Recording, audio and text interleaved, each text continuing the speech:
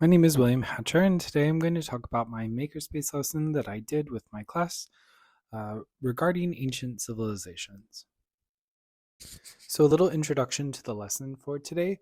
Today, the students are going to start discussing about different ancient civilizations and the technologies that were found within them, and kind of get a better idea of how these technologies may have fueled the development and growth of the societies. At the end of the lesson, we'll be preparing and making our very own ancient water gathering machine called a Shaduf. This lesson is prepared for upper elementary students, which are grades 4th through 6th students. And the standards that they're going to be covering kind of deal with both social studies and technology and engineering.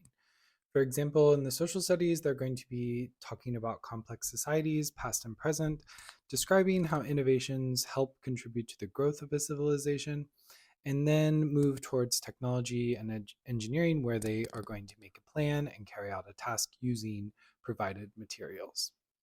So, we began the lesson talking about what is an ancient civilization. And it was a great time to get them to kind of thinking about that and discussing and talking about things that they already know about some certain ancient civilizations and kind of giving a clear definition of what we are going to be stating that they are in this lesson. I gave them four examples and kind of had them guess using pictures or clues that which civilization was which. And a lot of them were defined by their art and or their language or their technology. So the students did a great job during this period. We looked at this picture to kind of start thinking about what farming might have been back then and to identify in the picture if there are already any different kinds of technologies that they can see that might help these ancient civilizations. They correctly identified kind of the hanging basket and the boat in the background, and they claimed that the ox was helpful as well. So it was a good way to get them starting to continue the lesson with. I then showed them a picture of what they were going to be building today and tried to have them describe it using one concise sentence or description so that we could better formulate an idea of what we are about to get into. Talking about different materials that might have been used and maybe what is the purpose of it. They were actually kind of clever with their responses. Most of them you knew that it was through farming, but some of them had ideas like they might have used it to clean, they might have used it to store water in times where there wasn't enough water. So overall, it was a good way to kind of get their brains thinking. We continued the discussion, and I really wanted to ask them about what challenges did they foresee when people were making something like this, and what challenges might you foresee in a few minutes when you guys are going to be making your own. So it was a good idea to start formulating an idea of maybe some difficult parts that would come up in their design process, or maybe some easier parts that might. I wanted to make sure to bring up what kind of simple machine the Shaduf would be, just because these are primarily the things that they're going to be working on in this assignment. They correctly identified that it would be a lever and that they would have to worry about having some sort of balance between the front and the water holder and the back that would be the weight. I wanted to show them the materials that they would be using during this exercise as well, because I really was trying to strive to emulate what these ancient people would have during this time. So, not be able to give them everything that they wanted to, things like tape or glue. I really wanted to keep it simple with things like chopsticks, string, and some clay.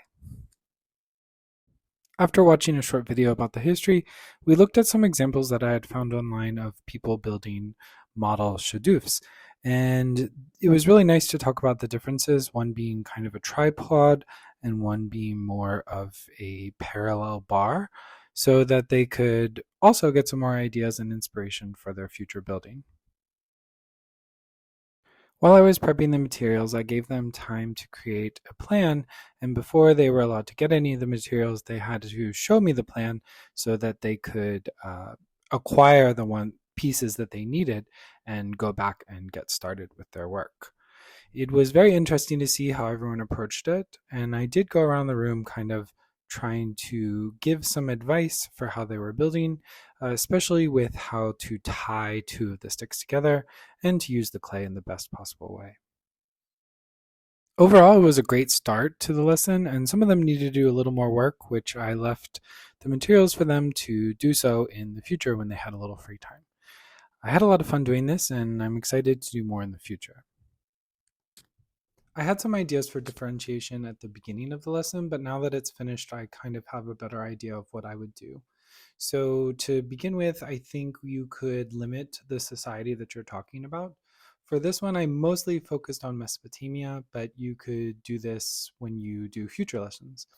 I think another differentiation strategy would be to give step by step instructions, providing the exact materials and maybe creating a slideshow so students can follow along and build along.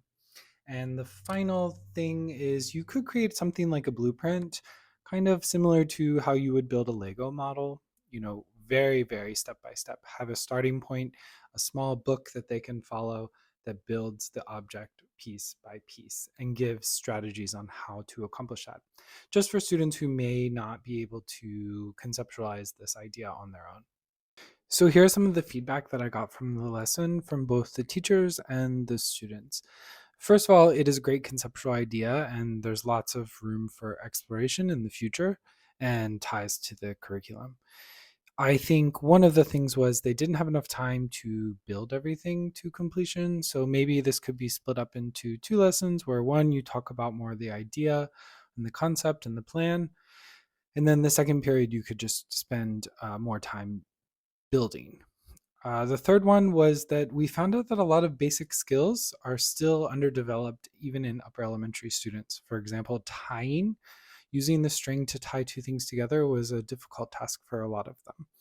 So making sure that students have just basic skills in building before you give them more complex or more integrated objects.